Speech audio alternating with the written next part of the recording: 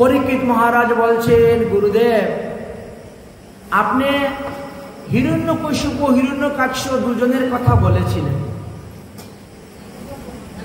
তো তার মধ্যে হিরণ্যকশিপু কথা তো আর বিস্তারিত কিছু বললেন না, অথচ হিরণ্যকাক্ষকে যে ভগবান বরাহ রূপ আসলেন, বধ করলেন, সেই কথা আপনি বলেছেন।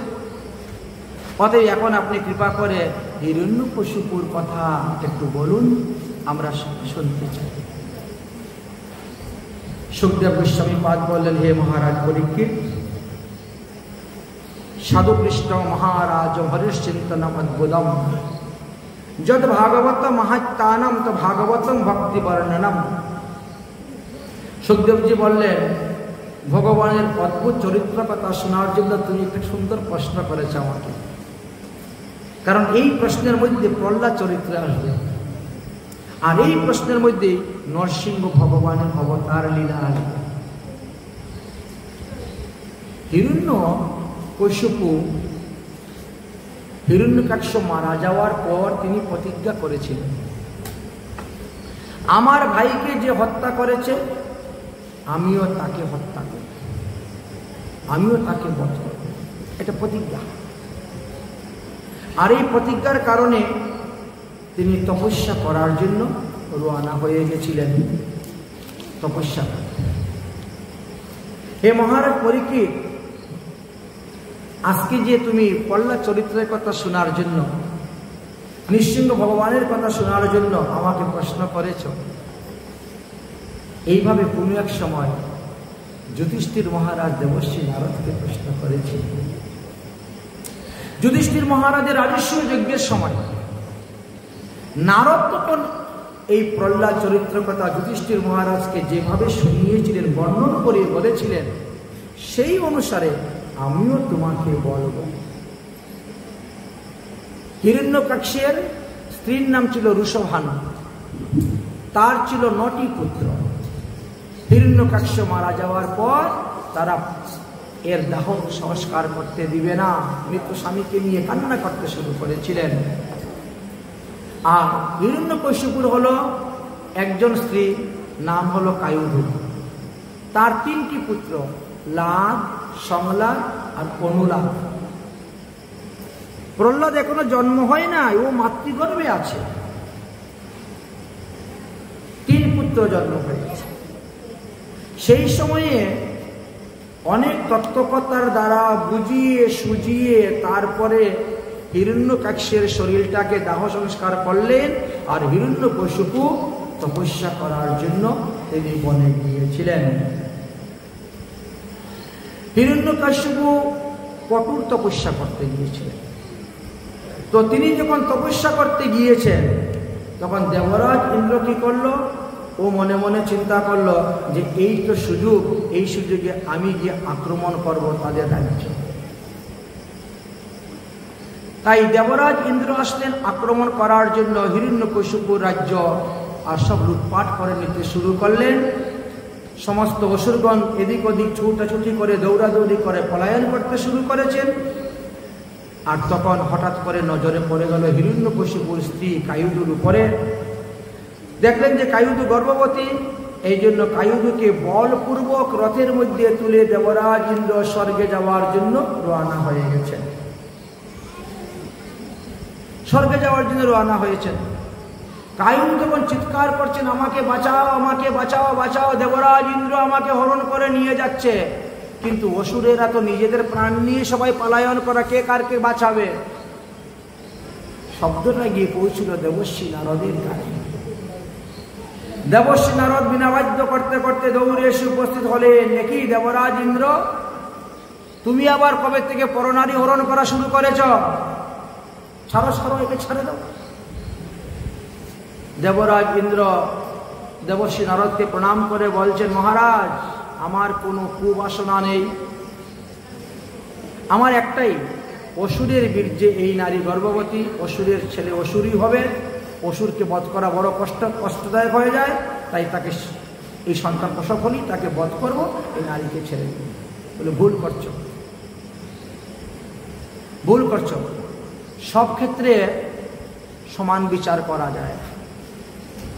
কিছু কিছু ক্ষেত্র আছে জানেন, জন্মতিথি, যেদিন গর্ভধান করা হয়, গর্ভধান তিথির উপর নির্ভর করে অনেক কিছু। আমরা মনে করি অসুরের পুত্র অসুরই হবে, কিন্তু অসুরের পুত্র সাধু হতে পারে, সাধুর পুত্র চুর হতে পারে। গর্ভধানের সময়টা, এই জন্য আমাদের দিন রাতকে 8 ভাগে বিভক্ত করা হয়েছে। প্রতিটা প্রহরের ফল আছে আলাদা আলাদা। সন্ধ্যা প্রথম প্রহরে গর্ভদান দিলে কি হবে, দ্বিতীয় প্রহরে দিলে কি হবে, তৃতীয় প্রহরে দিলে কি হবে, চতুর্থ প্রহরে দিলে কি হবে, তার মাহাত্ম্য আছে। তিথি, বার, নক্ষত্র, এইগুলোরও মাহাত্ম্য আছে। মানুষ জানে না বলে এসব উল্টাপাল্টা হচ্ছে, ভালো সন্তান আসছে না। শাস্ত্রে লিখেছেন, যদি আপনি শাস্ত্র বিধি অনুসারে গর্ভদান দেন, অবশ্যই আপনার সৎপুত্র হবেই হবে। আপনি যেরকম সন্তান চান, ডাক্তার চাইলে ডাক্তার হবে, মাস্টার চাইলে মাস্টার হবে। আপনি যদি চান রাজনীতিবিদই হবে, চোর চাইলে চোর, গুন্ডা বদমাশ চাইলে গুন্ডা বদমাশ, সব ওই দিন, তারিখ, তিথি, নক্ষত্রের উপরে সব নির্ভর করে। অতএব এর জন্ম নক্ষত্রটা খুব ভালো। এই জন্য এই রমণীর গর্ভে যে সন্তান এসেছে, ও একটা কৃষ্ণ ভক্ত হবে, এমন কৃষ্ণ ভক্ত হবে যার কারণে তুমি স্বর্গরাজ্য পাবে, যার কারণে তুমি সুখে বাস করতে পারবে, এক মন্বন্তর কাল তুমি অনায়াসে স্বর্গরাজ্য ভোগ করতে পারবে। মানে এই বালক যখন অসুরগণের রাজা হবে, কোনো অসুররা স্বর্গরাজ্য যুদ্ধ করতে আসবে না। এই কারণেই বলছি, এ এক বৈষ্ণবের মা হতে পারে। লাদ, অনুলাদ, সংলাদ এরা রাক্ষস, কিন্তু এখন যে সন্তান আসবে সে একজন বৈষ্ণব সন্তান আসবে। অতএব বৈষ্ণবের মাকে দুঃখ দিলে কখনো সুখী হতে পারবে না। ইন্দ্র, ছেড়ে দাও কায়ুকে, বন্ধন মুক্ত করো। ইন্দ্র তখন ভয় পেয়ে গেলেন।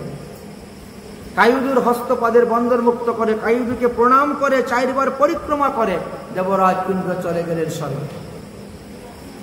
কায়ুদু দেবশ্রী নারদের পায়ে পড়ে গেছেন, বাবা তুমি আমাকে রক্ষা করেছো, তুমি আমাকে রক্ষা করে, তুমি আমার ধর্মের বাবা, রক্ষা করেছো, ধর্মপিতা, আমি তোমার ধর্মকন্যা। চলো বেটি, তোমাকে তোমার রাজ্যে পৌঁছে দিই। বাবা রাজ্যে যাব না, কোনো বিশ্বাস নাই। দেবরাজ ইন্দ্রকে বিশ্বাস করা যায় না, সে যদি আবার এসে আক্রমণ করে তাহলে বিপদ। তাহলে কি করা যাবে? আমি আপনার কুটিয়ায় থাকবো, ওখানে নিরাপদ। দেবশ্রী নারদ তিনার কুটিয়ায় নিয়ে চলে গেলেন। কায়ুদু এত বড় রাজরানী হওয়া সত্ত্বেও নিজের হাতে ঘর লেপা, পোছা, ঝাড়ু দেওয়া, মুছা, ঠাকুরের বাসন পাত্র মাজা, ঘষা, ফুল তুলসী তোলা, নারদ মুনির কাপড় চোপড় ধুয়ে দেওয়া আরম্ভ করেছে। সাধু সেবা, নারদ মুনির সেবা করার পরে সময় পেলে, সুযোগ পেলে আবার আশেপাশের অন্য বৈষ্ণবদেরও সেবা করে যাচ্ছেন। অন্য সাধু সন্ত মহাত্মা সেবা করছেন, আর এই জন্য সবাই সন্তুষ্ট, সবাই খুশি, সবাই প্রসন্ন তার উপরে। একদিন দেবশ্রী নারদ বলেই ফেললেন, কায়ুদু তোমার সেবাতে আমি অত্যন্ত সন্তুষ্ট হয়েছি, প্রসন্ন হয়েছি, অতএব তুমি আমার কাছে বর চাও। কায়ুদু বললেন, তাহলে আমাকে এই বর দিন, যতদিন পর্যন্ত আমার স্বামী তপস্যা করে সিদ্ধি লাভ করে বাড়িতে ফিরে না আসেন, ততদিন পর্যন্ত আমার গর্ভস্থ সন্তান যেন ভূমিষ্ঠ না হয়। তথাস্তু তথাস্তু, তাই হবে। এখন প্রশ্ন হলো, তাহলে হিরণ্যকশিপু কতদিন তপস্যা করেছিলেন? ভাগবতে লেখা আছে, মন্দার পর্বতে গিয়ে গুফার ভিতরে বসেছিলেন। পর্বতের নাম মন্দর পর্বত। হিরণ্যকশিপু মন্দর পর্বতে গিয়ে নিবৃত্তি গুফার মধ্যে ঊর্ধ্ববাহু করে আকাশের দিকে দৃষ্টি রেখে এক পায়ে দাঁড়িয়েছিলেন। এক বৃদ্ধাঙ্গুলের উপর পৃথিবীকে ভর করে তিনি দাঁড়িয়ে আরম্ভ করেছিলেন ভজন। ভজন করতে করতে করতে করতে 10,000 বৎসর গত হয়ে গেল। তাহলে দেখা গেল প্রহ্লাদ মাতৃগর্ভে 10,000 বৎসর ছিলেন, মানুষের হিসাবে 10,000 বৎসর। 10,000 বৎসর পরে ব্রহ্মা এসে উপস্থিত হলেন, তপস্যা সন্তুষ্ট হয়ে গেছেন।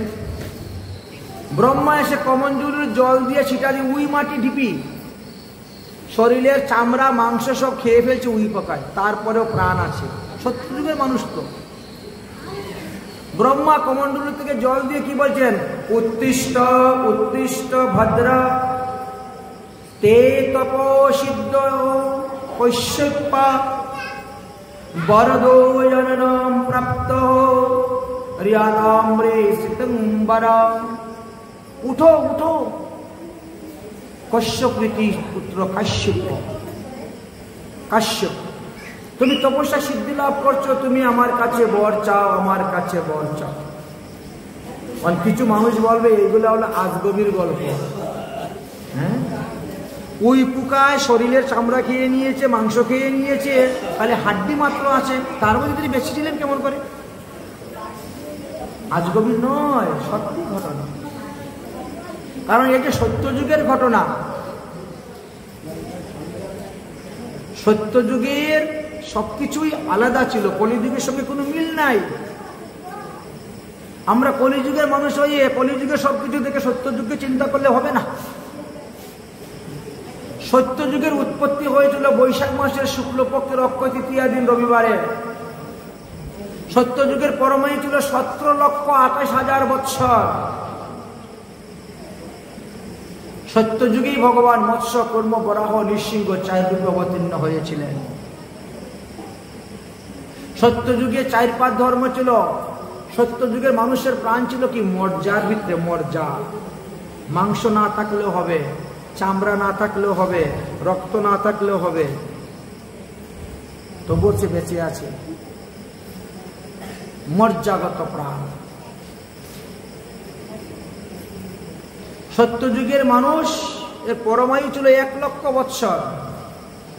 সত্যযুগের মানুষ ছিল 28 হাত লম্বা। সত্যযুগের মানুষরা তারক ব্রহ্ম নাম জপ করতেন। ওই যে অজামিলের কথা বলা হল, নারায়ণম পরাবেদা, নারায়ণম পরাক্ষরা, নারায়ণম পরামুক্তি, নারায়ণম পরাগতি জপ করতেন। অতএব আশ্চর্য হওয়ার কিছুই নেই। এই জন্য 10,000 বছর তপস্যা করেছিলেন। বাঁশঝাড়ের দ্বারা হিরণ্যকশিপুর শরীর একেবারে ঢাকা পড়ে গিয়েছিল, ওই পোকার দ্বারা ঢাকা পড়ে গিয়েছিল। বর্ষার জলে যেভাবে সমস্ত মাটি সরে যায়, ঠিক তেমনিভাবে সরে গিয়েছিল। ব্রহ্মা যখন বর চাইলেন, তিনি সোজাসুজি বলেন আমাকে অমর বর দিন। কিন্তু ব্রহ্মা বলছেন অমর বর তো আমার হাতে নাই। কোনো এক সময় আমার হাতে ছিল, আমি অনেককে অমর বর দান করেছি, কিন্তু অমর বর পাওয়ার পরে যখন লোক অন্যায় অধর্ম করতে বেশি শুরু করে দিল, ধরাকে সরাজ্ঞান করতে শুরু করলো, তখন ভগবান বিষ্ণু আমার কাছ থেকে অমর বরটা নিয়ে নিয়েছে, বলে তোমাকে আর অমর বর দিতে পারবো না। অতএব অমর বর তো বাবা আমার কাছে নাই, তার বিনিময়ে তুমি 10টা বর চেয়ে নাও, আমি তোমাকে দিয়ে দিব। তখন তিনি চিন্তা করলেন, তাহলে এমন ঘুরিয়ে পেঁচিয়ে 10টা বর চাইব, একেবারে আমি অমরই হয়ে যাব। প্রথম বর আমি চাই কোনো মানুষ বা প্রাণীর হাতে যেন আমার মৃত্যু না হয়, তথাস্তু। দ্বিতীয় বর, কোনো দেবতাদের হাতে যেন আমার মৃত্যু না হয়, তথাস্তু। তৃতীয় বর, আপনার সৃষ্টি কোনো প্রাণীর হাতে যেন মৃত্যু না হয়, তথাস্তু। চতুর্থ বর, ঘরের ভিতরেও যাতে মৃত্যু না হয়, ঘরের বাইরেও যাতে মৃত্যু না হয়, তথাস্তু। পঞ্চম বর, দিনের বেলাও যেন মৃত্যু না হয়, রাত্রিবেলাও যেন মৃত্যু না হয়, তথাস্তু। ষষ্ঠ বর, আকাশেও যেন মৃত্যু না হয়, ভূমিতে যেন মৃত্যু না হয়, তথাস্তু। অষ্টম বর, 27টি নক্ষত্রের মধ্যে যেন আমার মৃত্যু না হয়, তথাস্তু। নবম বর, যুদ্ধে কেউ যেন আমাকে পরাজিত করতে না পারে, আমার সামনে দাঁড়াইতে না পারে। তথাস্তু। 10 নম্বর, আমি যেন এই শশাগরা পৃথিবীর রাজা হই, স্বর্গমত্ত পাতাল ত্রিভুবনে রাজা হতে পারি। তথাস্তু। 10টা বর দিচ্ছে, দিয়ে দিলেন, যাও। মনের আনন্দে হিরণ্যকশিপু ফিরে এসেছেন বাড়িতে। আমি অমর হয়ে গেছি, আমি অমর হয়ে গেছি। অতএব সমস্ত অসুরগণ, দৈত্য দানবগণ, আসো আমরা যুদ্ধ করব। ব্রহ্মা বিষ্ণু মহেশ্বর এই 3 জন আমাদের কিছুই করতে পারবে না। দেখো, ব্রহ্মা তো বৃদ্ধ হয়ে গেছেন, আর শ্মশানবাসী মহাদেবই বা কি করবে আমাদের সঙ্গে? বিষ্ণুকে জব্দ করতে গেলে পৃথিবীতে সমস্ত দেবদেবী পূজা বন্ধ করে দাও, একাদশী ব্রত বন্ধ করে দাও, কোনো ধর্ম অনুষ্ঠান, ধর্মগ্রন্থাদি পাঠ বন্ধ করে দাও। দেখো এমনি বিষ্ণু নিস্তেজ হয়ে যাবে, আর তাকে মারা কোনো ব্যাপারই হবে না। এই জন্য প্রথমেই তিনি যে স্বর্গরাজ্য দখল করলেন, আর তারপরে আরম্ভ করলেন তিনার এই সমস্ত সবকিছু আরম্ভ করেছে। সমস্ত সাধুসন্ত মহাত্মাগণ ভগবানকে ডাকতে শুরু করেছেন, হে ভগবান, অসুর ভয়ে আমরা ভীত হচ্ছি, তোমার চরণে শরণ নিচ্ছি, তুমি এসে আমাদেরকে রক্ষা করো, রক্ষা করো। সবাই শরণাপন্ন হচ্ছে। পূজা পাঠ বন্ধ, একাদশী আদি ব্রত বন্ধ। পূজা যদি করতে হয় তাহলে আমার পূজা করো। হিরণ্যকশিপু ভগবান কি জয়, যে বলবে সে বাঁচবে, আর না হলে মরবে। এমনই আসুরিক বিদ্যা, আসুরিক বুদ্ধি, আসুরিক বিচার আরম্ভ করলেন। গুপ্তচর লাগিয়ে দিলেন, দেখো কেউ কোনো কোথায় পূজা টুজা করে কিনা, যে পূজা করবে তাকে হত্যা করো, বধ করো। সব দিকে সবকিছু বন্ধ। আসুরিক বিদ্যা প্রচার করো, আসুরিক শক্তি প্রচার করো। লোক সব ভয়ে ভীত। এদিকে কি হয়েছিল? যথা বেদেষু দেবেষু গোচো বিপ্রেষু সাধু ধর্মং রহিতম বিধ্বংস্তম আসম বিনশ্যতি। বললেন যে বিষ্ণুর শক্তিটা আসে কোথার থেকে? যদি কেউ দেবতার পূজা করে, বেদ পাঠ করে, গু পূজা করে, ব্রাহ্মণ পূজা করে, সাধু সন্তের সেবা দেয়, তার দ্বারাই বিষ্ণু শক্তিশালী হয়। আর এদের সবকিছু বন্ধ করে দিলে তো এমনি বিনাশ হয়ে যাবে। এই জন্য হিরণ্যকশিপু এইভাবে আরম্ভ করলেন তিনার রাজত্ব করা। এদিকে দেবশ্রী নারদ এসে উপস্থিত হয়েছেন হিরণ্যকশিপুর কাছে। এই নেন আপনার স্ত্রী কায়ুধু। সমস্ত ঘটনা খুলে বললেন। আহা, বড় প্রসন্ন, কায়ুধুর উপরে বড় প্রসন্ন। দেবশ্রী নারদ, আপনি আমার বিরাট উপকার করেছেন, আপনি আমার স্ত্রীকে রক্ষা করেছেন, আমার স্ত্রীর গর্ভস্থ সন্তানকে রক্ষা করেছেন, তাই আপনার ঋণ আমি কোনোদিনও ভুলব না। আপনার জন্য 24 ঘন্টা আমার ঘরের দরজা খোলা। আপনি যখন, যে মুহূর্তে যখন আসবেন তখনই আপনি আসতে পারবেন। কেউ, আমার কোনো অসুর দৈত্য দানব কেউ আপনাকে কোনো ঠাট্টা পরিহাস্য উপহাস্য নিন্দা ঘৃণার চোখে দেখবে না, কেউ কোনো অপমান করবে না, সবাই আপনাকে সম্মান দিবে। আপনি ব্যতীত বাকি সব দেবগণ আমার শত্রু। দেবশ্রী নারদ বললেন, ঠিক আছে, তাহলে আমি এবার চললাম। কায়ুধু বলছে স্বামীকে, হিরণ্যকশিপুকে, যুদ্ধের পরিণতি কখন কি হয় বলা যায় না, অতএব এই স্থানে থেকে সন্তান জন্ম দেওয়া আমার উচিত হবে না। আমি ওখানে সুরক্ষিত আছি, দেবশ্রী নারদের বাড়ি, ওখানেই থাকি, ওখানে সন্তানের জন্ম হোক। হিরণ্যকশিপু বিচার করে দেখলেন কথাটা সত্যি, কারণ আমি অমর হয়েছি, সবাই তো অমর নয়। এমনও তো হইতে পারে যুদ্ধ করতে এসে আমার সন্তানকে মেরে দিতে পারে, আমার স্ত্রীকে মেরে দিতে পারে। ঠিক আছে, ঠিক আছে, ওখানে যেখানে সুরক্ষিত আছো তাহলে তুমি ওখানেই থাকো। দিয়ে দিলেন দায়িত্ব, চলে গেলেন। যাওয়ার পরে এখন আসন্ন প্রসব বেদনা শুরু হয়েছে। এখন কি করবেন উপায়? তাই নারদময়ী দেবশ্রী নারদ যুগমায়াকে ডাকলেন। যুগমায়া এসে উপস্থিত হয়েছে।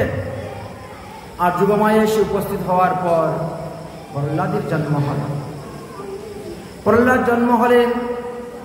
প্রহ্লাদ শশিকলার ন্যায় দিন দিন বড় হইতে শুরু হলেন। প্রহ্লাদের বয়স যখন 3 বছর পার হয়ে গেছে, তখন প্রহ্লাদকে নিয়ে পুনরায় এসে উপস্থিত হয়েছেন হিরণ্যকশিপুর বাড়ি। হিরণ্যকশিপু তখন প্রহ্লাদকে দেখলেন যে সে একেবারে বিষ্ণু ভক্ত হয়ে গেছে, নারদের সঙ্গে থাকতে থাকতে, সাধুর সঙ্গে থাকতে থাকতে চিন্তা করলেন একে এখন আসরিক বিদ্যার দ্বারা সবকিছু ভুলিয়ে দিয়ে আমাদের অসুর প্রকৃতি বিদ্যাগুলোকে শেখাতে হবে। এইটি তিনি চিন্তা করলেন। এই জন্য তিনি গুরুকুলে ভর্তি করিয়ে দিলেন। গুরুকুলে ভর্তি করে দিলেন। গুরুদেব তখন ছিলেন না বাড়িতে, ষণ্ড অমর্ক ছিলেন। দৈত্যগুরু শুক্রাচার্য তপস্যা করার জন্য তিনি গিয়েছিলেন। এই জন্য যাই হোক,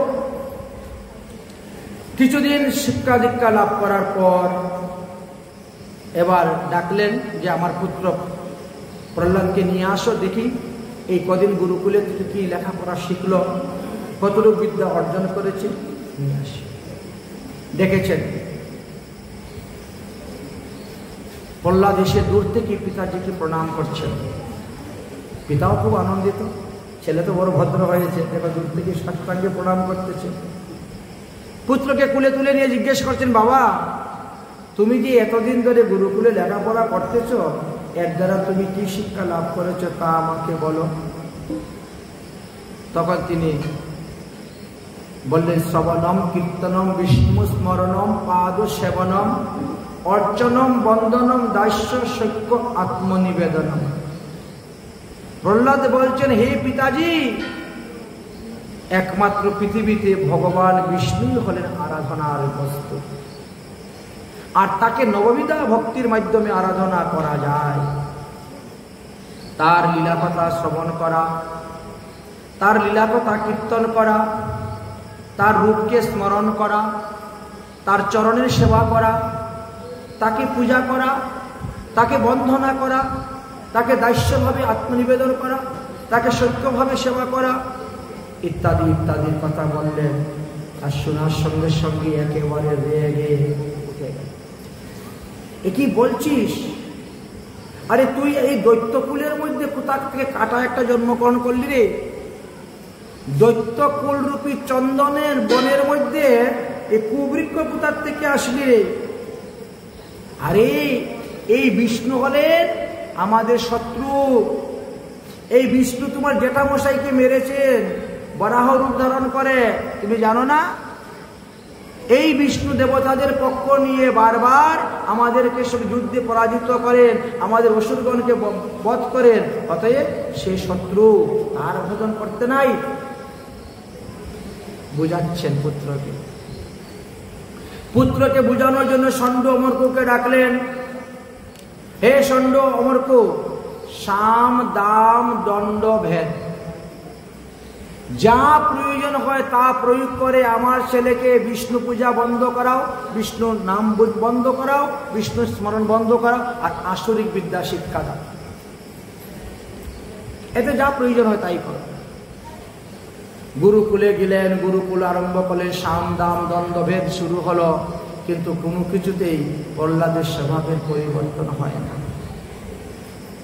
ইনি হরিভজন করে সুযোগ পেলে চেয়ার টেবিল থামিয়ে কীর্তন শুরু করে দেন। নিজে তো কীর্তন করেন, আমার অসুর বালকদেরকে বলেন, হে অসুর বালকগণ, তোমরাও কীর্তন করো, তোমরাও কীর্তন করো। একবার নয়, দুইবার নয়, তিনবার বারবার প্রহ্লাদকে আনছেন আর জিজ্ঞাসা করছেন। প্রহ্লাদ একই কথা বলে। প্রহ্লাদের যখন স্বভাবের কোন রকম পরিবর্তন হচ্ছে না, তখন তিনি রেগে গেলেন এবং প্রহ্লাদকে বধ করার জন্য আদেশ করলেন দৈত্যদেরকে। কারণ যে আমার আদেশ পালন করে না সে রাজদ্রোহী, অতএব তাকে হত্যা করা কর্তব্য। কে আছো? এখনই ঢাল তৌরাল দিয়ে প্রহ্লাদের মাথাটাকে দেহ থেকে আলাদা করে দাও। আসলো সৈন্যগণ, চালালো অস্ত্র, কিন্তু অস্ত্র চূর্ণ চূর্ণ হয়ে ভেঙ্গে পড়ে গেল। প্রহ্লাদের মৃত্যু হল না, কারণ ভগবান তাকে রক্ষা করতেছেন। ও এতে মারা গেল না, ও জাদু জানে, অস্ত্র সব ভাঙিয়ে দিয়েছে। যাও বিশাল হাতি নিয়ে আসো। বিশাল হাতি, মত্ত হাতি নিয়ে আসলেন। ওর পায়ের নিচে ফেলে মারো। কিন্তু হাতি আরো প্রহ্লাদকে প্রণাম করে সুর তুলা দিয়ে চলে যাচ্ছে। হাতি আচ্ছা, এবার কি জাদু জানে? হাতি তাকে প্রণাম করে চলে যাচ্ছে। যাও বিষধর সর্প নিয়ে আসো। বিষধর সর্প আনলেন, এনে ধ্বংসন করাচ্ছেন, এতেও মারা যাচ্ছে।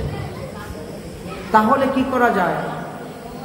তাহলে এখন বেবিচারী যজ্ঞ করো, কৃত্যা অনল সৃষ্টি করো, আর সেই কৃত্যা রাক্ষসনীকে দিয়ে ওকে মেরে ফেলো। ষণ্ড অমরপুর তাই করলেন, কিন্তু এতেও মারা গেলেন না। সম্বরাসুরকে নিয়ে আসো, এই রাক্ষসকে দিয়ে তাকে মারার ব্যবস্থা করো। সম্বরাসুর রাক্ষস আসলো, কত ভয় ভীতি দেখাইল, এত প্রহ্লাদের মৃত্যু হল। অন্ধকার কুটিয়ার মধ্যে বন্দি করে রেখে দাও তো। অন্ধকার কুটিয়ায় রেখে দিলেন বন্দি করে, না খেয়ে মরুক, তথাপিও প্রহ্লাদের মৃত্যু হল না।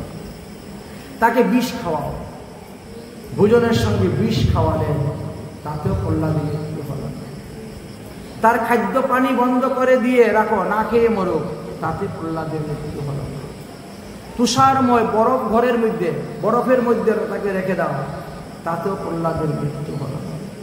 অগ্নির লেলিহান শিকার মধ্যে তাকে ফেলো, তাতেও প্রহ্লাদের মৃত্যু হল না। সমুদ্রের সেই বারবা নলে নিক্ষেপ করো, তাতেও প্রহ্লাদের মৃত্যু হল না। ভয়ঙ্কর তুফানের মধ্যে নিয়ে ফেলে দাও, তাতেও প্রহ্লাদের মৃত্যু হল না। উচ্চ পর্বত থেকে তাকে ফেলে দাও, তাতেও প্রহ্লাদের মৃত্যু হল না। শ্রীমদ্ ভাগবত মহাপুরাণে বললেন যে হিরণ্যকশিপু 15 প্রকার চেষ্টা করেছিলেন প্রহ্লাদকে মারার জন্য, তথাপিও তাকে মারতে পারলেন না। হিরণ্যকশিপুর বোন হোলিকা আসলো, প্রহ্লাদকে নিয়ে অগ্নিতে বসলেন, এতে হোলিকা বরং মারা গেল, অথচ প্রহ্লাদের মৃত্যু হইল না। বড় আশ্চর্য কথা। রাজা বড় চিন্তার মধ্যে পড়ে গেছেন।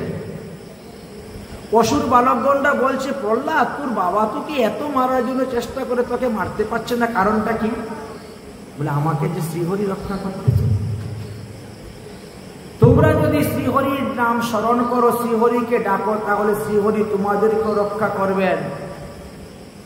আমার বাবা ভগবান নয়, ভগবান হলেন শ্রীহরি। আমাদের গুরুদেব যে বলতেছেন, ষণ্ডু অমর্ক শিক্ষাগুরু, স্কুলের শিক্ষক মশাই, তিনি যে স্কুল আরম্ভ হওয়ার আগে বলেন, হিরণ্যকশিপু ভগবান কি জয়। আবার স্কুল বন্ধ করার সময়ও বলেন, হিরণ্যকশিপু ভগবান কি জয়। বললে কি হলো? এরা সদ্গুরু নয়, এরা অসৎগুরু। সদ্গুরু নয়, এরা অসৎগুরু। এরা পয়সার বিনিময়ে, অর্থের বিনিময়ে মিথ্যাকে সত্যি বলতে চাচ্ছে। অতএব তাদের কথা বিশ্বাস করিও না। ভগবান শ্রীহরি হলেন আসল গুরু। তোমরা ভগবানের নাম জপ করো, ভগবানের নাম কীর্তন করো। প্রহ্লাদ তুই শিখলে কোথার থেকে? আমি মাতৃগর্ভ থেকে শিখেছি। আমার মাকে তো দেবরাজ ইন্দ্র চুরি করতে নিয়ে আসছিল, তখন তো আমি মাতৃগর্ভে ছিলাম। দেবর্ষী নারদ রক্ষা করে নিয়ে গিয়েছিলেন। দেবর্ষী নারদ যখন মাকে শোনাতেন, আমি সব মাতৃগর্ভে থেকে থেকে শুনতাম। এই জন্য আমার সব মনে আছে। অতএব আমার বাবা মারা যাওয়ার পর তোরা সবাই তুলসীর মালা গলায় দিবি। এখন তো বাবার ভয়ে দেওয়া যাচ্ছে না। তিলক করবি, হরিনাম করবি। আমি থাকি আর না থাকি, আমার তো ভরসা নাই, কারণ বাবা তো আমাকে মারার জন্য কত চেষ্টা করছেন। কোনদিন যে নিজের হাতে এসে গলা কেটে দিবে তারও ঠিক নেই। তো আমি থাকি আর না থাকি, বন্ধু তোরা, আমার বাবা তো একদিন একদিন মরবে। আমার বাবা কিন্তু অমর নয়। তিনি 10টা বর পেলেও তিনি অমর নয়। তিনার মৃত্যু অবশ্যম্ভাবী, মৃত্যু হবে। তবে তোরা ভগবানের নাম করবি, মালা ধারণ করবি, তিলক ধারণ করবি, হরিনাম জপ করবি। আমি থাকি আর না থাকি, এতে তোদের মঙ্গল হইবে, তোদের জীবন সার্থক হইবে। কুমারের আচরতে প্রাজ্ঞ ধর্মম ভাগ্যতানিম দুর্লভম মনুষ্যম জন্ম তথা ধ্রুবম মদর্তনম। দেখো, অল্পকাল থেকেই এই সংসারে হরিভজন করা ভালো। এই পৃথিবীতে মনুষ্য জন্ম লাভ করা বড় দুর্লভ। আর মনুষ্য জন্মের মধ্যে মহাত্মা হওয়া তো আরো দুর্লভ, সাধুসন্ত মহাত্মা হওয়া আরো দুর্লভ। তাই তোমরা যখন কোনো সাধুসন্ত মহাত্মা দেখবে তাদেরকে প্রণাম করবে, তাদের চরণে যাবে, তাদের কাছে হরিকথা জিজ্ঞেস করবে, তাদের সেবা করবে। বড় সুন্দর সুন্দর দৃষ্টান্ত, বড় সুন্দর সুন্দর উপদেশ দিতেন, আর তাদেরকে নিয়ে তিনি কীর্তন করতেন যখন গুরু চলে যেতেন চন্দ্রমন বিদ্যালয়। হরে কৃষ্ণ নাম আনন্দেরি ধাম, যে জন নাহি করো। হরে কৃষ্ণ নাম আনন্দেরি ধাম, যে জন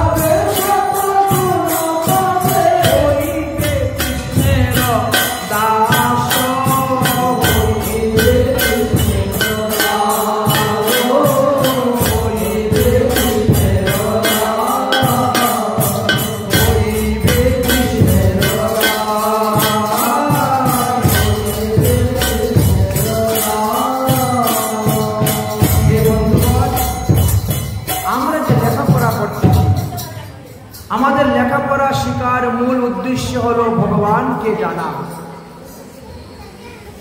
কে আমি, কেন আমার, যারে তাপত্রয়, ইহা না জানিলে মোর কেইসে হিত হয়। তাই লেখাপড়া করে কেন লোক? কৃষ্ণ ভক্তি জানিবারে। আর তাহা যদি না হইল তবে বিদ্যায় কি করে? এই বিদ্যার কোনো কাজের নয়। চারি বেদ স্বরদর্শন যে করেছেন অধ্যয়ন, আমাদের মহাজন বললেন না, সে যদি গৌরাঙ্গ নাহি ভজে ধিক তার অধ্যয়ন। লোচন বিহীন জন দর্পণে কিবা তার কাজে। দর্পণে তার কি কাজ দিবে? যার চোখ নাই তার দর্পণে কোনো কাজ দিবে না। যার ভক্তি নাই তার বিদ্যায় কোনো কাজ দিবে না, তার জ্ঞানে কোনো কাজ দিবে না। তাই বিদ্যার মধ্যে জীবের কোন বিদ্যা সার? বলে কৃষ্ণ ভক্তি বিনা বিদ্যা শ্রেষ্ঠ নাহি আর। অতএব কৃষ্ণ ভক্তি হলো শ্রেষ্ঠ বিদ্যা। আমাদের গুরুদেব যে, আমাদের গুরুকুলে যে ষণ্ড অমর্প যে বিদ্যা শিক্ষা দিচ্ছেন আমাদেরকে, এগুলো তো আসরিক বিদ্যা। এই বিদ্যা আমাদের কোনো কাজ দিবে না। এ তো জড়বিদ্যা শিক্ষাচ্ছেন। জড়বিদ্যা সব মায়ার বৈভব, শ্রীকৃষ্ণ ভজনে বাধা, অনিত্য সংসারে মোহ জন্মাইয়া জীবকে বানায় গাধা। অতএব আমি তোমাদেরকে পরমার্থিক বিদ্যার কথা বলতেছি। তোমরা পরমার্থিক বিদ্যা শুনো, শিখো, বুঝো, করো, তবেই তোমাদের মঙ্গল হইবে। হে অসুর বালকগণ, এই দেহ দিয়ে আমরা ভগবানের উপাসনা করতে পারি। এই জিহ্বা দিয়ে আমরা ভগবানের উপাসনা করতে পারি। এই হস্ত দিয়ে আমরা ভগবানের উপাসনা করতে পারি। দেহের এক একটা অঙ্গ দিয়ে আমরা ভগবানের উপাসনা করতে পারি। অতএব ভগবানের উপাসনা করলেই আমাদের মুক্তি। গুরু শস্ত্রয়াম ভক্তিমি সর্বলজ্জাপনেয়চ সঙ্গেন সাধু ভক্তানাম ঈশ্বরম আরাধনম এই বচ। শাস্ত্রে কি বলছে? শ্রদ্ধা সহিত গুরু সেবা করিবে। কোন গুরু সেবা করবেন? সদ্গুরুদেবের সেবা করবেন। যে গুরুদেব সংসার বন্ধন থেকে মুক্ত করার রাস্তা দেখিয়ে দেন, যে গুরুদেব ভগবান পদপদ্ম লাভ করার রাস্তা দেখিয়ে দেন, তার সেবা করবে। তার সেবার দ্বারাই ভগবানের সেবা হয়ে যাবে। শ্রী গুরুদেবকে ঈশ্বরের প্রতিনিধি মনে করে তার সেবা করা আমাদের কর্তব্য। গুরুদেবতে মনুষ্য বুদ্ধি আনতে নাই। অতএব আমরা সবাই মিলে হরি গুণগান গাই। হরি তো আমাদের আসল পিতা। আয় তোরা পাই সবাই মিলে হরি গুণগান গাই। আয় তোরা সবাই মিলে হরি গুণগান গাই। আয় তোরা সবাই মিলে হরি গুণগান গাই। আয় তোরা সবাই মিলে হরি গুণগান গাই। হরি হরি হরি বলে বাহু তুলে, হরি বলে বাহু তুলে, পদে পদে চলে যায়। বাহু তুলে পদে পদে চলে যায়। হরি বলে বাহু তুলে, পদে পদে চলে যায়। হরি বলে বাহু তুলে, পদে পদে চলে যায়। তোরা সবাই মিলে হরি গুণগান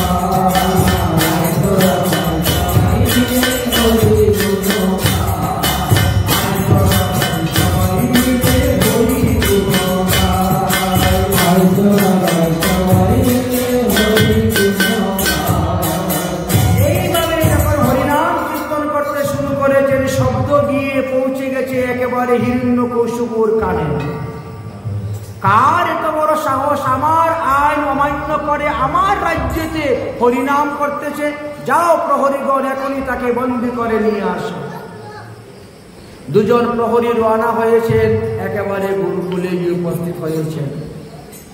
প্রহ্লাদ, প্রহ্লাদ বন্ধ করো, তোমার পিতা তো রেগে একেবারে ভঙ্গ হয়ে গেছেন, এখনই তোমাকে বন্দী করে নিয়ে যাওয়ার কথা বলছেন। বন্দী করো। প্রহ্লাদকে যেই ধরেছেন এমনি তাদের দিকেও প্রেমের উদয় হয়ে গেছে, প্রেমের উদয় হয়ে গেছে। তারাও কীর্তন শুরু করে দিয়েছেন। যাকে পাঠান সেই যায়, যাকে পাঠান সেই কীর্তনে লেগে যায়, কীর্তনে তারা আসছে। প্রহ্লাদ বলছে আর গুরুকুলে বসে কীর্তন নয়, এখন কীর্তন হরিনাম প্রচার নগরে নগরে সব। চলো রাজবাড়ি যাব, দেখি রাজা কি করতে পারে আমাদেরকে। হরিনামে বাধা দিচ্ছে, চলো। যখন রাজবাড়ির সম্মুখে গিয়ে উপস্থিত হয়েছেন তখন এই রাজা ঢাল তরোয়াল অস্ত্র নিয়ে বেরিয়ে নেমে এসেছে। এতদিন ভেবেছিলেন যে নিজের হাতে নিজের সন্তানকে হত্যা করবেন না, নিজের নামে কলঙ্ক লাগাবেন না, কিন্তু আজকে দেখলেন 15 প্রকার চেষ্টা করার পরেও যখন তাকে মারতে পারলেন না, তখন নিজের হাতে নিজে পুত্রকে মারার জন্য এসেছে। এসে এক ধাক্কা মেরেছেন যখন প্রহ্লাদকে, প্রহ্লাদ উল্টে পড়ে গেছে, কীর্তন বন্ধ হয়ে গেছে, কীর্তন বন্ধ হয়ে গেছে। কোথায় তোর বিষ্ণু বল? 15 বার তোকে মারতে গেলাম, তোকে মারতে পারছি না, তোর সেই বিষ্ণু কোথায় আছে? প্রহ্লাদ বলছে বিষ্ণু তো সর্বত্র আছেন, সর্বস্থানে আছেন বিষ্ণু, কেউ নয় খালি, সব জায়গায় আছে। বলে তাহলে আমি দেখতে পাচ্ছি না কেন? বলে বাবা, যার চোখে কাম থাকে সে ভগবান দেখতে পায় না, যার চোখে প্রেম আছে সেই তো ভগবান দেখতে পায়। ভগবানকে দেখতে গেলে প্রেম ভক্তি চাই, কামের দ্বারা পাওয়া যায় না। রাজা বলে বলো দেখি মিলিবে কেমনে? প্রহ্লাদ বলে মিলিবে তো কেবল চিন্তনে। ইহা শুনি কহে রাজা মহাক্রুধ করি, কহিলে যে সর্বস্থানে আছে তোমার হরি, সম্মুখেতে ফটিকের স্তম্ভ দেখাইয়া কয়, বল এই স্তম্ভের ভিতরে হরি আছে কিনা? প্রহ্লাদ তখন স্তম্ভের মধ্যে কান লাগালেন, ভগবানের স্তুতি করছেন। ভগবান স্তম্ভের দেশে প্রকট হয়ে গেছেন। স্তম্ভের ভিতর থেকে গড়গড় গড়গড় শব্দ শোনা যাচ্ছে। প্রহ্লাদ বলছেন বাবা, এই স্তম্ভের ভিতরেও আমার ভগবান আছে। তাই নাকি? তো আমি দেখতে পাচ্ছি না কেন? বললাম না, যার চোখে কাম থাকে সে দেখতে পায় না। তাহলে আমি গদার আঘাতে স্তম্ভটাকে ভাঙব, ভেঙ্গার পরে তোমার এই হরিকে বার করব, আর তারপরে হরিকে আগে মারব, তারপরে তোমাকে মারব। কারণ হরি বেঁচে থাকতে তোমাকে মারা যাচ্ছে না, আমি 15 বার চেষ্টা করে দেখা হয়ে গেছে, তাতে হরিকে আগে মারতে হবে। এই বলে স্তম্ভের উপরে গদার মহা আঘাত করিল। গুরুতর আঘাতে স্তম্ভ ভাঙ্গিয়া পড়িল। ততক্ষণে নারায়ণ বাহির হইল। কিরকম? সিংহের মস্তক আর নরক কলেবর, নরসিংহ নাম তার হইল রাজন। বলো নরসিংহ ভগবান কি। প্রহ্লাদ নৃসিংহদেবকে দর্শন করে প্রণাম করছেন, আর নৃসিংহদেব গর্জন করে উঠে গেছেন। হিরণ্যকশিপু যুদ্ধ করার জন্য রওনা হয়েছে। শুরু হলো যুদ্ধ। যুদ্ধ করতে করতে করতে করতে তিনি হিরণ্যকশিপুকে মারার সেই অনুকূল সময় এসে উপস্থিত হয়েছে। বহু বৎসর যাবৎ যুদ্ধ করতে হয়েছিল অনুকূল সময় আসার জন্য। কারণ ব্রহ্মার 10টি বরের মর্যাদাকে রক্ষা করে তারপরে তোমাকে মারতে হবে, ভক্তবাক্য রক্ষা করতে হবে। এই জন্য ভগবান যুদ্ধ করেই যাচ্ছেন, যুদ্ধ করেই যাচ্ছেন। যখন দেখলেন সেই অনুকূল পরিবেশ এসে উপস্থিত হয়েছে, তখনই তাকে টেনে হিচড়ে নিয়ে এসে বসলেন দরজার সম্মুখে। বললেন যে হে হিরণ্যকশিপু, আজ তোমার মৃত্যু, আজকে তোমাকে আমি বধ করব। কিন্তু সে বললেন আপনি তো আমাকে বধ করতে পারবেন না, কারণ ব্রহ্মার কাছে তো আমার বর আছে, আমার ঘরের ভিতরেও মৃত্যু নাই, ঘরের বাইরেও মৃত্যু নাই, মানে এই জন্য তো আমি চৌকাটের মধ্যে বসেছি তোমাকে মারার জন্য। বলো কেন ঘরের ভিতর বলবে না বাইরে বলবে? তথাপিও মারতে পারবেন না, কারণ আকাশেও আমার মৃত্যু নাই, ভূমিতেও মৃত্যু নেই, মারবেন কোথায়? বলে এই জন্য আমার 2 উরাতের উপরে তোমাকে রেখে দিয়েছি। তুমি না শূন্য আকাশে আছো, না তুমি মাটি স্পর্শ করে আছো। বলে তথাপিও মারতে পারবেন না তো, কারণ 27টি নক্ষত্রের মধ্যে তোমার মৃত্যু নাই। বলে এখন অভিজিৎ নক্ষত্র চলতেছে, 28 নম্বর নক্ষত্র। তাই বলে তাও আপনি মারতে পারবেন না, কারণ দিনের বেলা মৃত্যু না, রাত্রিবেলা মৃত্যু নেই, যে সন্ধ্যার সময় তো এই কারণে এটা না দিন না সন্ধ্যা, রাত্রি সন্ধ্যা। তথাপিও মারতে পারবেন না, কারণ ব্রহ্মার সৃষ্টি কোনো প্রাণীর হাতে আমার মৃত্যু নাই, তো মারবেন কেমন করে? বলে আমি তো ব্রহ্মার সৃষ্টি প্রাণী নয়, আমি শত ব্রহ্মার সৃষ্টি। তথাপিও মারতে পারবেন না, কারণ কোনো মানুষ বা পশু বা দেবতা কেউ আমাকে মারতে পারবে না। বলে দেখ, আমি না মানুষ, না পশু, না দেবতা, কোনোটাই নেই। তোমরা কি বলবি?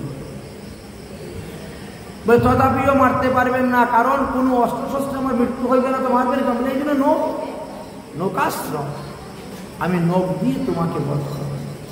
ব্রহ্মার এই 10টা বরের মর্যাদা রক্ষা করার জন্য আজ এতটা দিন চলে গেছে। তুমি আমার ভক্তকে দুঃখ দিয়ে যাচ্ছ, 15 বার চেষ্টা করছো ভক্তকে মারার জন্য, আর একবার যখন চেষ্টা করো তখনই তো আমি এসে যেতাম। কিন্তু ব্রহ্মার বাক্যকে রক্ষা করতে গিয়ে আমার এতটা সময় লেগেছে। এই বলে নৌকাগ্রাত চিহ্ন করে তাকে মেরে ফেললেন। মারার পরে সেই সব কিছু বের করেছে।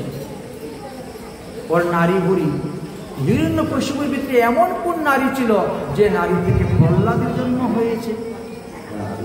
বলে সে বুঝতেছেন, সেটাকে মাথায় গলায় মালার মতো নিচ্ছেন, বুঝতেছেন। হরিভক্তি বিলাস গ্রন্থেতে বললেন, ভগবান যখন নিঃসিংহরূপে জন্মগ্রহণ করছে সেদিন সোয়াতি নক্ষত্র ছিল, সেদিন শনিবার ছিল, বৈশাখ মাস ছিল, শুক্লপক্ষ ছিল, চতুর্দশী ছিল, যাকে আমরা নৃসিংহ চতুর্দশী বলে থাকি। এই নৃসিংহ চতুর্দশী ব্রতটা হলো একটা জয়ন্তী ব্রত। 1000 একাদশী ব্রত করলে যেই ফল পাওয়া যায়, একটা নৃসিংহ চতুর্দশী ব্রত করলে সেই ফল লাভ করা যায়। এইভাবে নৃসিংহ চতুর্দশী, শিবরাত্রি, রামনবমী, বামন দ্বাদশী, শ্রীকৃষ্ণের জন্মাষ্টমী, রাধার জন্মাষ্টমী, গৌরাঙ্গ জয়ন্তী, নিত্যানন্দ জয়ন্তী, অদ্বৈত জয়ন্তী ইত্যাদি মহিমার কথা বলে গিয়েছেন। ভগবান নৃসিংহ যখন অবতীর্ণ হয়েছিলেন তখন 100টা হাত ছিল। 100 হাত দিয়ে যুদ্ধ করেছিলেন বিভিন্ন প্রকার অস্ত্র দিয়ে। তাহলে হিরণ্যকশ্য কত বড় বীর ছিলেন। নৃসিংহদেব অসংখ্য বাহু দ্বারা যুদ্ধ করতে করতে সেই যুদ্ধে তাকে পরাজিত করেছিলেন এবং তাকে বধ করেছিলেন। হিরণ্যকশিপুকে বধ করার পরে সমস্ত দেবগণ নৃসিংহ ভগবানের উপরে পুষ্প বর্ষণ করেছিলেন। ভগবান নৃসিংহদেব সেখান থেকে গিয়ে নবদ্বীপে নৃসিংহতলাতে বিশ্রাম করেছিলেন, আজও পর্যন্ত সেখানে আছে। তিনার ক্রোধকে সান্ত্বনা করার জন্য লক্ষ্মীকে পাঠিয়েছিলেন, কিন্তু লক্ষ্মী ভয়ে পালিয়েছেন। কোন দেবতা সাহস হয় নাই নৃসিংহ ভগবানের সামনে গিয়ে স্তুতি করতে, কিন্তু প্রহ্লাদকে যখন ব্রহ্মা পাঠাইলেন, প্রহ্লাদকে বসে গিয়ে স্তুতি ভক্তি করতে শুরু করেছে। প্রহ্লাদকে আদর করে কুলে তুলে নিয়ে প্রহ্লাদের মস্তকের ঘ্রাণ নিচ্ছেন নৃসিংহদেব। তারপরে ধীরে ধীরে শান্ত হলেন। প্রহ্লাদ তখন বলছে, হে প্রভু, আমার পিতা বারবার বিষ্ণু আমার শত্রু, বিষ্ণু আমার শত্রু বলেন, আপনাকে কত তিরস্কার বাক্য বলেছে। আমার পিতার সকল অপরাধ ক্ষমা করে দিন, আমার পিতা যেন মুক্তি লাভ করতে পারেন, এই বলি আমি আপনার কাছে চাই। ভগবান বলছেন, তোমার মতো ভক্ত যার কুলে জন্মগ্রহণ করে তার 1 পুরুষ কেন, তার 21 পুরুষ উদ্ধার হয়ে যায়। তার 1 কুল কেন, তার 70 কুল উদ্ধার হয়ে যায়। তারপরে আমার হাতে মারা গিয়েছে, অতএব তার তো মুক্তি হবেই হবে। তাই ভগবান বলছেন, প্রহ্লাদ ভদ্র ভদ্র তে তয়ুপৃষ্টম তে ঔষুরম বরমিণ মানস্তেম কামপুষ্পানমিত্পায়াম। অতএব তুমি আমার কাছে বর চাও, বর চাও, আমি তোমার স্তুতি ভক্তিতে সন্তুষ্ট হয়েছি। প্রহ্লাদ তখন বর চাইলেন, আমার ভিতরে যেন কোনো কাম বীজ না থাকে, কামনা বাসনার বীজ যেন আমার নষ্ট হয়ে যায়, আমাকে এই বর দিন। ভগবান বললেন, তারপরে ভগবান বললেন, আমি তোমাকে বর দিলাম, তুমি 1 মন্বন্তর কাল পর্যন্ত পৃথিবী শাসন করবে। 1 মন্বন্তর তুমি পৃথিবী শাসন করবে, বর দিলেন। আর কি বর দিলেন? তোমার বংশে যারা জন্মগ্রহণ করবে আমি আর কাউকে মারব না, কারণ তুমি বৈষ্ণব। অর্থাৎ তোমার বংশে যারা জন্মগ্রহণ করবে তাদেরকে আমি আর কাউকে মারব না। এই জন্য গুরু বংশের লোকদেরকেও গুরুর মতনই মর্যাদা দিতে হয়, সম্মান দিতে হয়, শ্রদ্ধা করতে হয়। এটা ভগবান প্রহ্লাদকে বরদান দিলেন। প্রহ্লাদ যখন বলছেন এখন বলুন আমার কর্তব্য কর্ম কি, ভগবান বললেন এখন তোমার কর্তব্য কর্ম হলো তোমার বাবার অন্ত্যেষ্টি ক্রিয়া করা। অন্ত্যেষ্টি ক্রিয়া, হ্যাঁ, তিনার দাহ সংস্কার করো, তার শ্রাদ্ধ করো, তর্পণ করো, পিণ্ডিদান করো। বলে এসব করার কি দরকার? আপনি এখনই বললেন আপনার মুখে যে আমার মতো বৈষ্ণব যে কুলে জন্মগ্রহণ করছে তার শতকুল এমনি উদ্ধার হয়ে যায়, তো পিণ্ডিদান দেওয়ার কি দরকার? তর্পণ করার কি দরকার? শ্রাদ্ধ করার কি দরকার? বলে দেখো তুমি না করলে যে কেউ করবে না। প্রতিটা লোক শ্রেষ্ঠ লোকের দিকে তাকায়।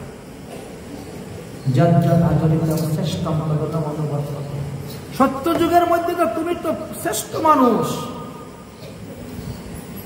অতএব তুমি যদি না করো তাহলে যে অন্য লোকেরা করবে না। সবাই তো আর তোমার মতো বৈষ্ণব নাই, আর সবার বাবা তো আমার হাতে সব মরবে না।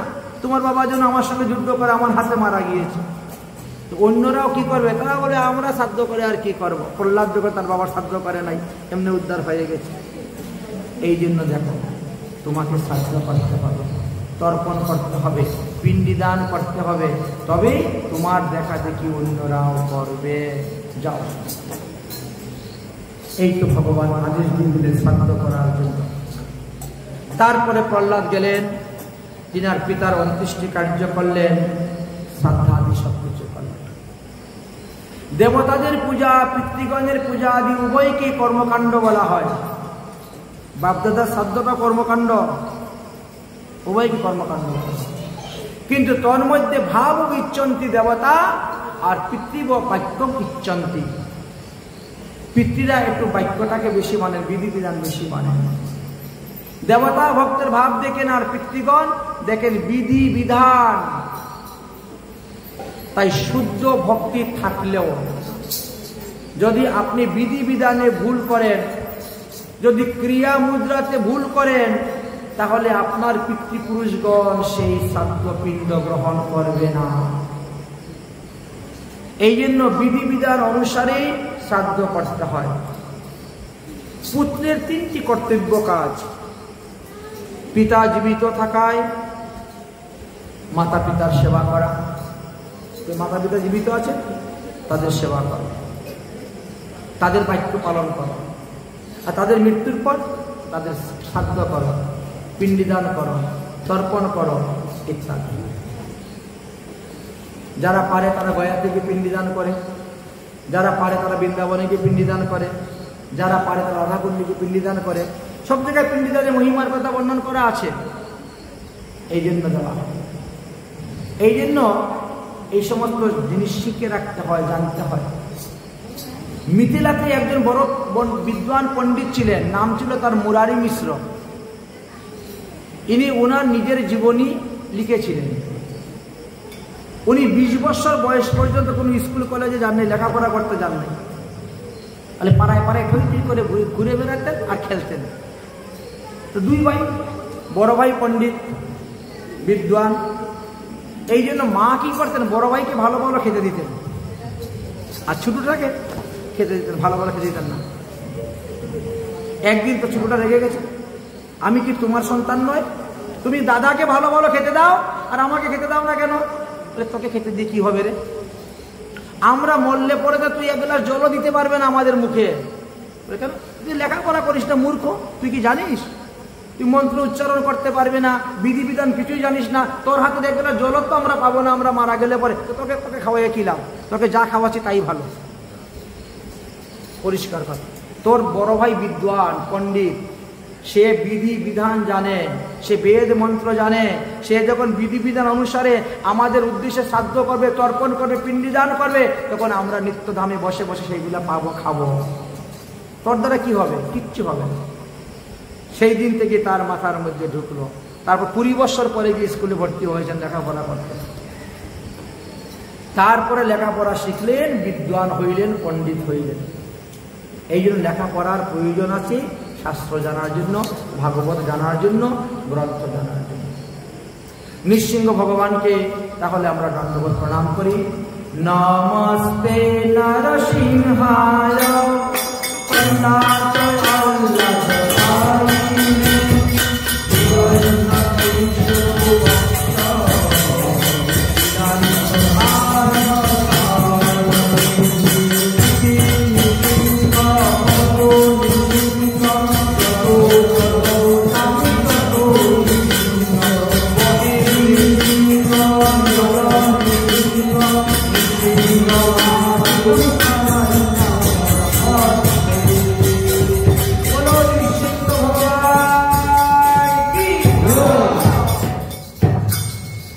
তাহলে ভগবান ভক্তের শক্তিতে, ভক্তিতে ফটিকের স্তম্ভ থেকে প্রকট হয়ে যান, তাই না?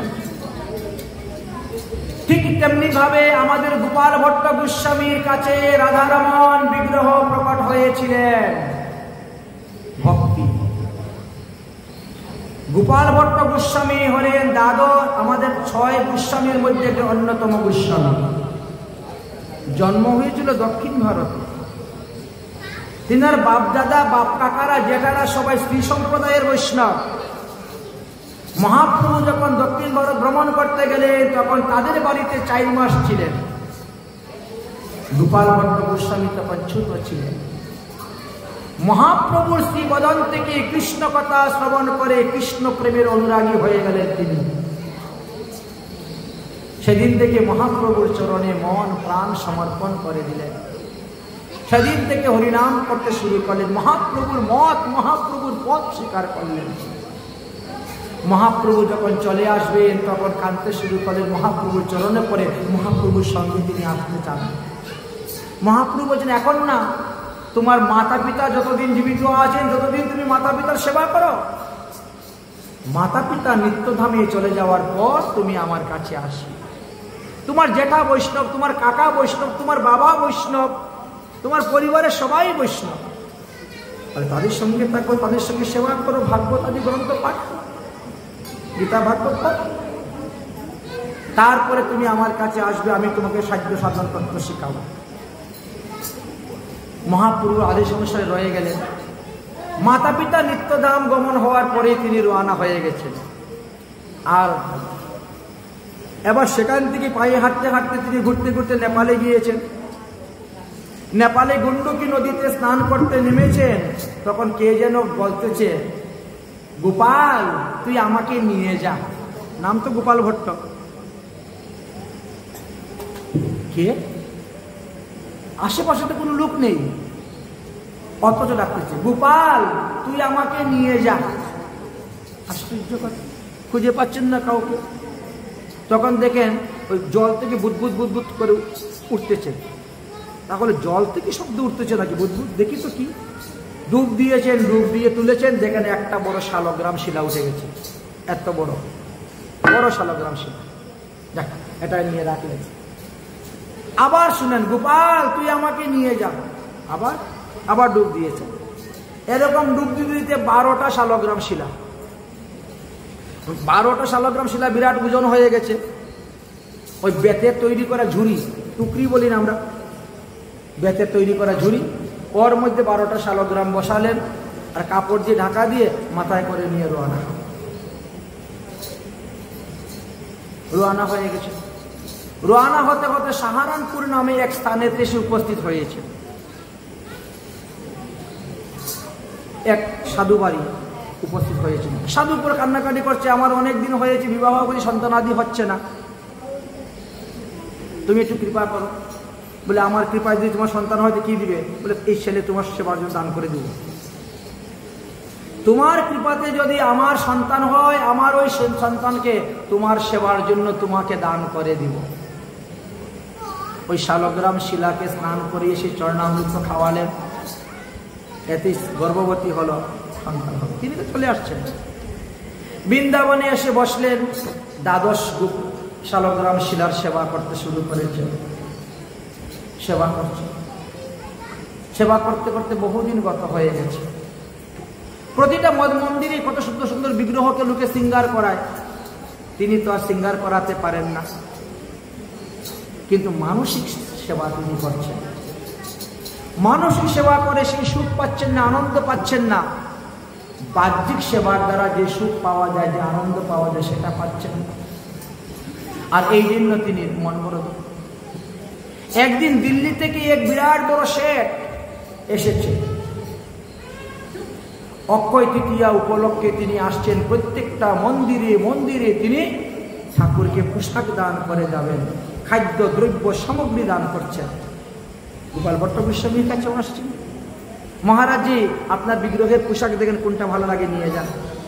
আমার বিগ্রহ তো লাগতো শালগ্রাম শিলা, ওকে আর আমি কি পোশাক পরাবো? দুঃখ করছেন, খেদ করছেন। অক্ষয় তৃতীয়া চলে গেল।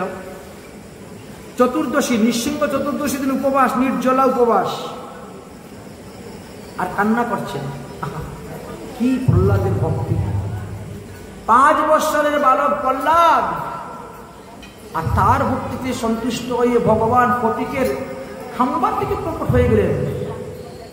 আমার ভক্তি নাই, আমার ভক্তির জোর নেই, ভক্তির শক্তি নেই। যদি আমার ভক্তি শক্তি থাকতো তাহলে শালগ্রাম শিলা থেকেও ভগবান প্রকট হইতেন। এই রাধারমণ বিগ্রহ তো প্রকট হচ্ছে না, ইনি শালগ্রামকে রাধারমণ রূপে সেবা করতেন। যদিও শালগ্রাম ভগবান বিষ্ণু বা নারায়ণ আমরা বলে থাকি, কিন্তু হরিভক্তি বিলাসে সিদ্ধান্ত দিয়েছেন শালগ্রামকে প্রত্যেকে নির্দিষ্ট দেবতা রূপে পূজা করতে পারেন, এতে কোনো নিষেধ নাই। এই জন্য তিনি রাধারমণ রূপে সেবা করতেন, ফুল দিতেন, তুলসী দিতেন, স্তুতি করতেন, প্রণাম করতেন। তিনি নারায়ণ জ্ঞানে কখনো করতেন না, বিষ্ণু জ্ঞানে করতেন না। সারাদিন নির্জলা উপবাস আর অনুতাপ অনুতাপ। আমার ভজন হচ্ছে না, আমার সাধন হচ্ছে না, আমার ভজনে শক্তি নাই, এই জন্যই তো ভগবান শালগ্রাম শিলার থেকে প্রকট হচ্ছেন না। ধন্য প্রহ্লাদ, যার ভক্তিতে সন্তুষ্ট হইয়া খাম্বা থেকে ভগবান প্রকট হয়েছে। এইভাবে অনুতাপ করছেন, অনুতাপ করছেন আর কাঁদছেন। কাঁদতে কাঁদতে কাঁদতে কাঁদতে রাত্রে 12টা, 1টা, 1:30টা, 2টা, হঠাৎ ঠান্ডা একটু এসে গেছে, না একটু ঠান্ডাভাবে এসে আবার উঠেন, আবার কান্না করেন, আবার অনুতাপ করেন। একে নির্জলা, তার মধ্যে রাত্রি জাগরণ। একা একাই হরিনাম করছেন, একা একাই কাঁদছেন, একা একাই গুণগান করছেন। ভোরবেলা উঠে চলে গেছেন যমুনায় স্নান করতে। যমুনায় স্নান করে যমুনা থেকে 1 কলস জল মাথায় করে নিয়ে এসেছেন। ঠাকুরের মঙ্গল আরতি করবেন, ঠাকুর জাগাইবেন। আর ঝুড়ির থেকে যখন কাপড় সরিয়েছেন তখন দেখেন 12টা শালগ্রামের মধ্যে 1টা শালগ্রাম রাধারমণ বিগ্রহ রূপে প্রকট হয়ে গেছেন। বলো রাধারমণ।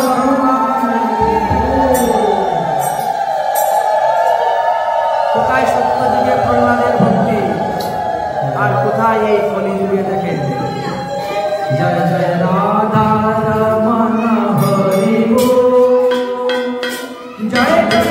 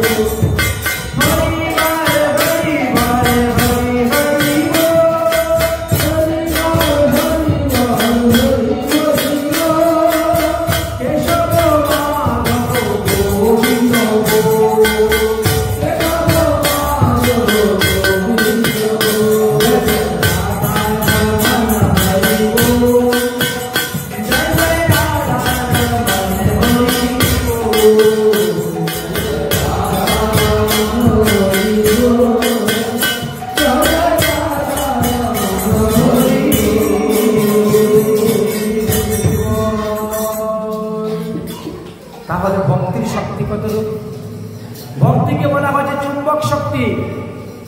চুম্বক যেমন লোহাকে আকর্ষণ করে, ভক্তি ঠিক তেমনি ভাবে ভগবানকে আকর্ষণ করে, ভক্তের সম্মুখে দাঁড়া করিয়ে দেন। তাহলে এই কলিযুগেও দেখেন ভক্তির কত বড় শক্তি। তাই বলেন কলো তো কেবলা ভক্তি ব্রহ্ম সাজুজ্যকারিণী। এই কলিযুগে ভক্তির দ্বারাই মুক্তি লাভ করা যাবে, আর অন্য কিছুর দ্বারা মুক্তি লাভ